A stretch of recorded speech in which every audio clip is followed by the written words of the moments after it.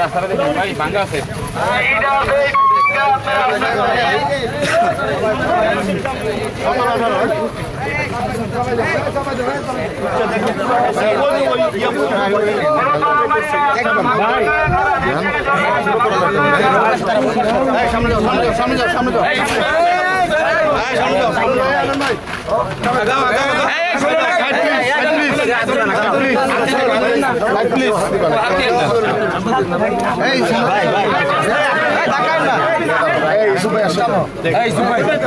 আমরা পিছিয়ে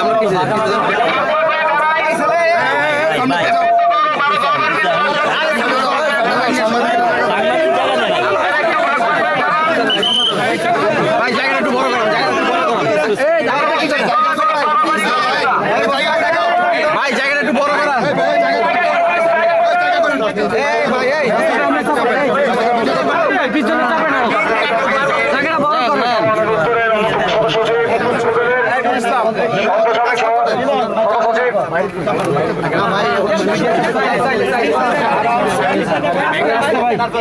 আমরা গত 17 বছর ধরে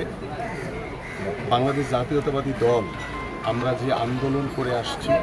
এবং এই স্বৈরাচার মুক্ত বাংলাদেশ গড়ার লক্ষ্য নিয়ে এবং দীর্ঘ 17 বছরের স্বৈরাচার হাসিনা সরকারের পতন হয়েছে এবং এখানে বাংলাদেশের ছাত্র এবং জনতা গণঅভ্যুত্থানের মাধ্যমে স্বৈরাচার শেখ হাসিনার সরকারের পতনের মাধ্যমে বাংলাদেশ নতুনভাবে স্বাধীন হয়েছে এবং সেই স্বাধীন বাংলাদেশে আমরা বিশ্বাস করি যে আমরা একটি স্বচ্ছ ধারা রাজনীতির পরিবেশ তৈরি করতে চাই।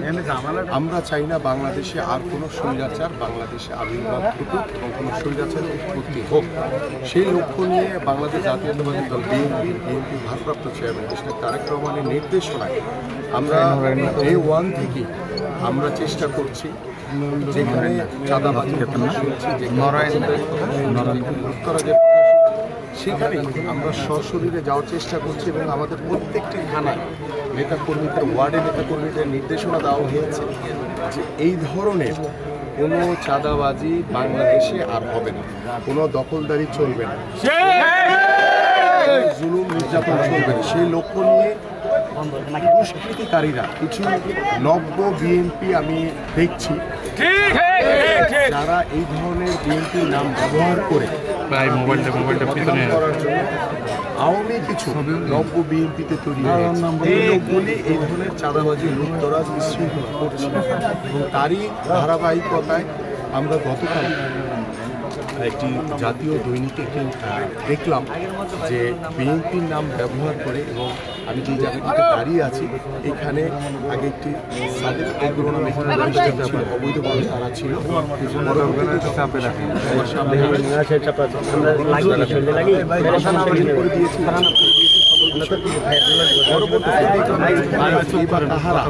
বিএনপির নাম ব্যবহার করে ব্যানার ছিল ব্যানারটি তারা সরিয়ে ফেলেছে ব্যবহার করে সাত মসজিদ হাউজিং ইউনিট নামে একটি ব্যানার লাগিয়ে দিয়েছে 33 নম্বর ওয়ার্ডে এবং আমি এখানে এসে গতকাল রাত থেকে কথা বলছি এবং সরজমিনে এসে যা দেখলাম যেখানে বিএনপির সাথে জড়িত আছে এমন কেউ এটার সাথে জড়িত না। কিন্তু বিষয়টা হচ্ছে যে আমাদের সবাইকেই সতর্ক থাকতে হবে যে যারা নব্য বিএনপি হিসেবে বিএনপির বদনাম করার চেষ্টা করছে এই বিষয়গুলি আমার এলাকার যারা এখানে 33 নম্বর ওয়ার্ডে নেতৃবৃন্দ রয়েছে আপনাদের কাছে দৃষ্টি আকর্ষণ করব, আপনারা সতর্ক থাকবেন যে এই ধরনের কার্যক্রমের সাথে কেউ যাতে জড়িত না হয় বা যদি জড়িত হওয়ার চেষ্টা করে তাকে আপনাদের এলাকাবাসী ধরে নিয়ে সরাসরি পুলিশের কাছে দিয়ে দিবেন কিংবা সেনাবাহিনীর হাতে তুলে দিবেন। কারণ আমাদের ভারপ্রাপ্ত চেয়ারম্যানের নির্দেশনা যে আমরা এই বিষয়গুলিতে জিরো টলারেন্স দেখাবো। এবং চাঁদাবাজি, কোনোরকম দখলদারি,